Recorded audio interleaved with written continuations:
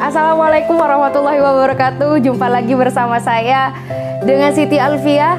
Sebelumnya saya sudah menceritakan tentang masa kecil hingga masa remaja, kemudian dilanjutkan oleh rekan saya Arfan Kalumatun Sawa yang menceritakan tentang masa perjuangan ketika menjadi mahasiswa. Tapi pada segmen kali ini saya akan mereview buku dan masa dia menikah hingga akhir hayat. Pada masa menikah, Lafran Pane tentu sangat mendidik keluarganya, namun tanpa doktrin-doktrin yang menghukum dia untuk tidak merdeka.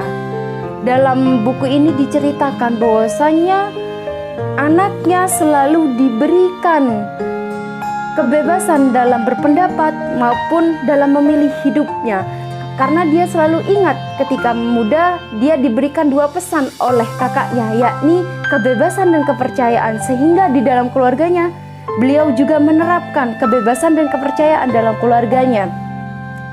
Dalam buku ini diceritakan juga bahwa Lafran Pane memiliki kebiasaan ketika ulang tahun beliau mengumpulkan keluarganya untuk makan bersama-sama, untuk memasak nasi kuning dan memotong satu ekor ayam, yakni untuk selamatan. Bahwasanya beliau itu bukan anti mengikuti budaya Barat, tetapi beliau itu menghargai budaya-budaya yang ada di Indonesia, sehingga beliau itu seperti orang Indonesia lakukan, yakni selamatan ketika salah satu keluarganya ada yang ulang tahun.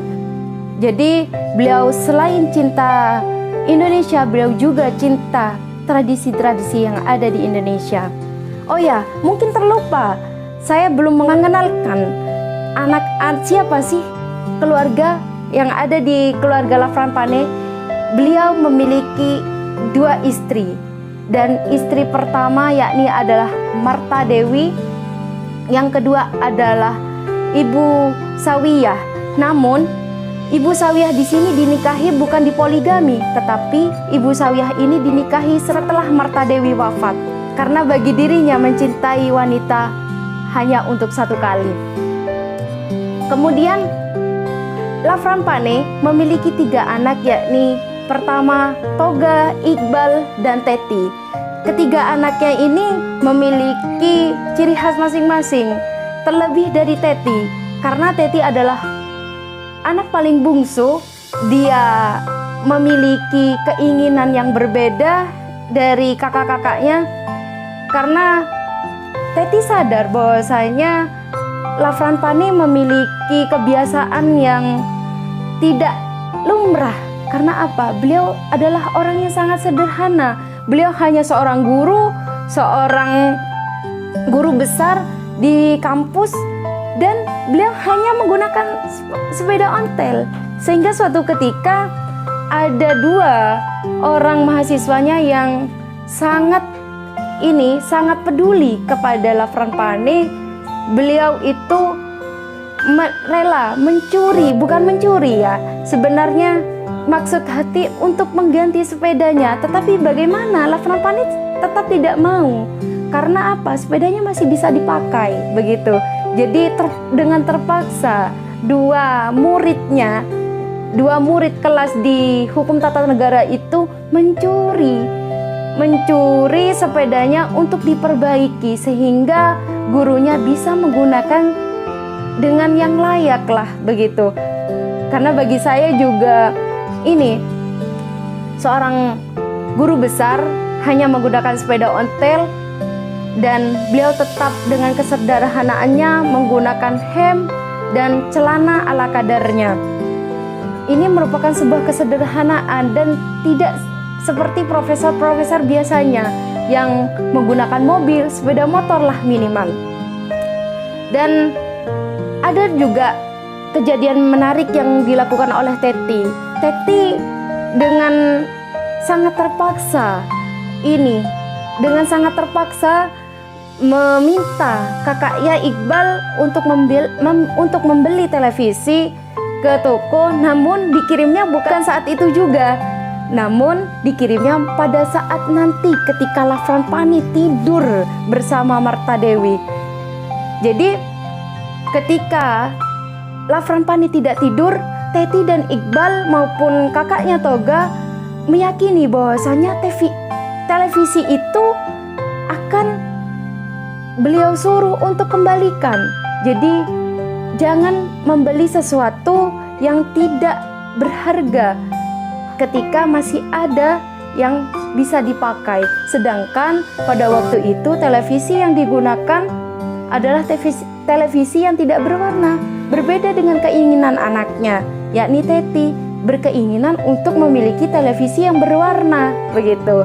Jadi dengan segala cara lah anak-anaknya melakukan penawaran kepada ayahnya, tetapi tidak berhasil juga karena beliau adalah orang yang sangat warok. Beliau sangat berhati-hati di dalam keluarganya. Dan kebiasaan yang menarik dalam keluarga Lafran Pani adalah menerapkan sebuah pendidikan untuk tidak membeli jajanan di luar rumah. Lafran Pani meminta untuk Marta Dewi untuk memasakkan apa yang menjadi sebuah keinginan dari anaknya, dan Lafran Pani juga tidak segan untuk mencukupi 4 sehat 5 sempurna dalam keluarganya. Beliau hanya ingin anak-anaknya makan di rumah karena beliau menganggap makanan di rumah adalah masakan yang paling istimewa, adalah masakan yang paling terjamin dari segi kehalalan maupun kesuciannya. Kira-kira begitu. Namun di sisi lain, beliau tidak lama kemudian ditinggalkan oleh istrinya, yakni Marta Dewi, dan beliau seperti orang kehilangan hidup, tidak semangat, rumah menjadi kotor dan rumah tidak ada yang membersihkannya, sehingga anaknya yang bernama Iqbal menawarkan seorang ibu yang bernama Sawiyah itu untuk dinikahi. Hal ini bertujuan agar ayahnya ada yang mengurus dalam sisi domestiknya. Tidak lama kemudian Lafran Pani jatuh sakit dan anak-anaknya pun merasa sedih dan khawatir. Dan apa yang menjadi kekhawatiran dari anak-anaknya, yakni Teti, Iqbal maupun istri keduanya itu ternyata benar, yakni Lafran Pani meninggal dalam keadaan terbaring sakit. Jadi bagi Iqbal, beliau memiliki pesan tersendiri yang sangat melekat dalam dirinya. Bagi dirinya, kesederhanaan, kejujuran yang diajarkan oleh ayahnya adalah pelajaran untuk menjadi manusia merdeka. Merdeka dari sisi hutang jasa maupun hutang duniawi. Karena baginya, merdeka sejak hati, Islam sejak nurani.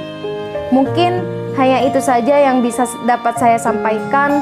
Bambung Literasi, cintailah apa yang kau baca dan bacalah apa yang kau cintai. Wabillahi taufiq wal hidayah. Wassalamualaikum warahmatullahi wabarakatuh.